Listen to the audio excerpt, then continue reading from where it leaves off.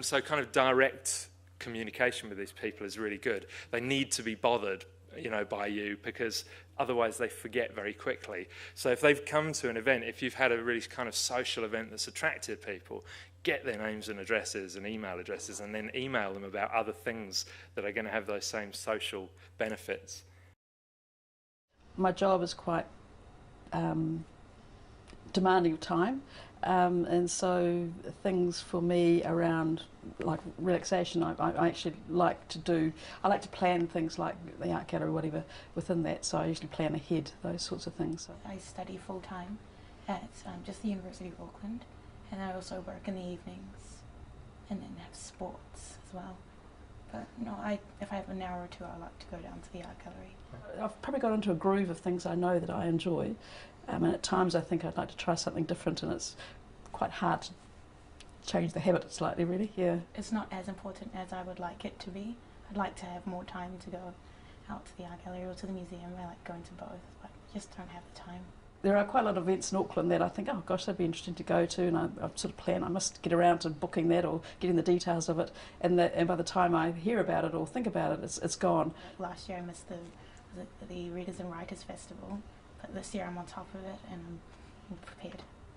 I went with a friend recently to the art gallery, and that was it was a thing I knew that we both enjoyed. So I hadn't seen that person for a while, so it was a place to link up. So it was a coffee time, chat.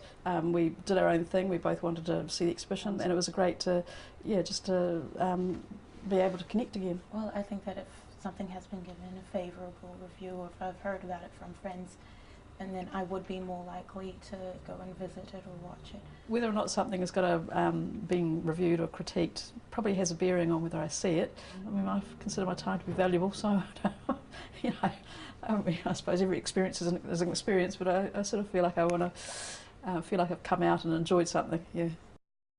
See, she tries to kill two birds with one stone. I got to the art gallery, but I made it into a social event by meeting somebody there at the same time.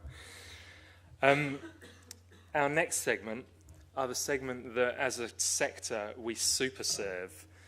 This segment are the very frequent attenders, not quite as much as Expression, but they attend in a very, very different way. So these are people who, cut them and they bleed culture.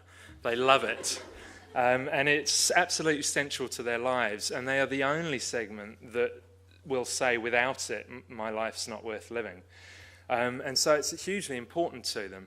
And they're very, very discerning. So unlike stimulation, for example, who will go to anything as long as it's new, they're prepared to take risks on new things, but they need to know that it's good. So you're not likely to find them at amateur productions and things like that. They also value